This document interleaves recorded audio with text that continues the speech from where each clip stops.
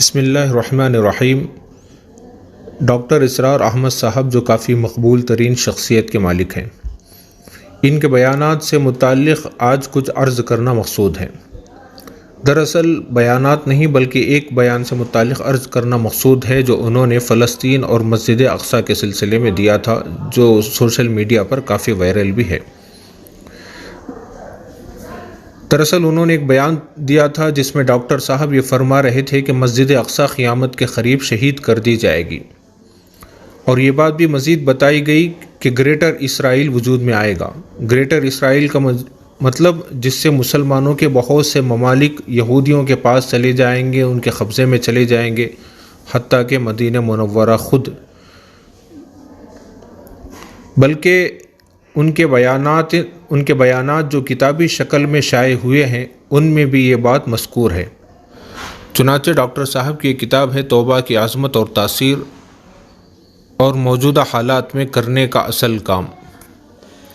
یہ کتاب ڈاکٹر صاحب کی ویب سائٹ ہے تنظیم اسلامی، اس میں بھی موجود ہے، وہاں پہ بھی اس کتاب کو دیکھا جا سکتا ہے، اور کوشش کی جائے گی کہ اس کتاب کا لنک بھی ڈسکرپشن میں شیئر کر دیا جائے۔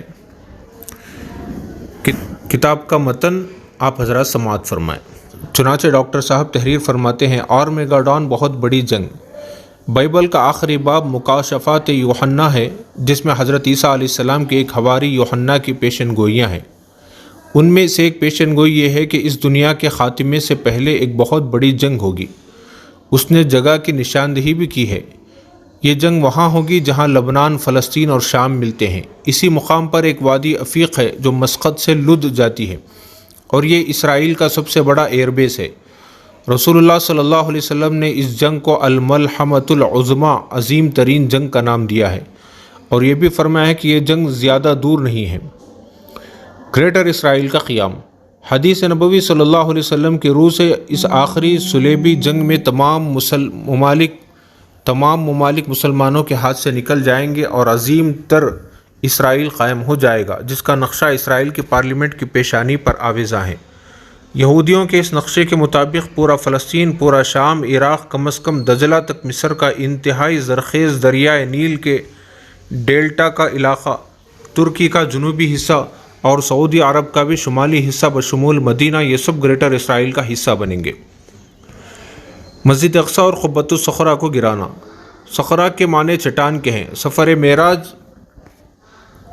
میں آپ صلی اللہ علیہ وسلم اس چٹان سے براق پر بیٹھے تھے اور یہاں سے اپنا آسمانی سفر شروع کیا تھا۔ 1300 سال پہلے اموی خلیفہ عبد الملک ابن مروان نے اس جگہ پر گنبد بنا دیا تھا۔ تصاویر میں اور ٹی وی پر جو سنہرے رنگ کا گنبد دکھایا جاتا ہے، یہ وہی قبۃ الصخرہ ہے، ڈوم آف دا راک۔ ان کے ایجنڈے میں مسجد اقصیٰ اور اس قبۃ الصخرہ کو گرانا بھی شامل ہے۔ ڈاکٹر صاحب کے بیانات جو کتابی شکل میں شائع ہوئے ہیں اس میں یہ بات مذکور ہے۔ ان ساری باتوں کا صحیح جواب یہ ہے کہ اس طرح کی کوئی بات حدیث سے ثابت نہیں ہے۔ مسجد اقصیٰ کے تعلق سے کہ وہ قیامت کے قریب شہید کر دی جائے گی، یہ بات بھی کہیں پر مذکور نہیں ہے۔ مسجد اقصیٰ کے فضائل وغیرہ بے شمار ہیں، وہ سب ہیں، لیکن شہید کرنے کی بات کسی حدیث میں صراحتاً مذکور نہیں ہے، اور نہ ہی گریٹر اسرائیل کے تعلق سے کوئی بات حدیثوں میں آئی ہے۔ ڈاکٹر صاحب نے یہ بات بیان فرمائی ہے، بلکہ اکثر بیانات میں ڈاکٹر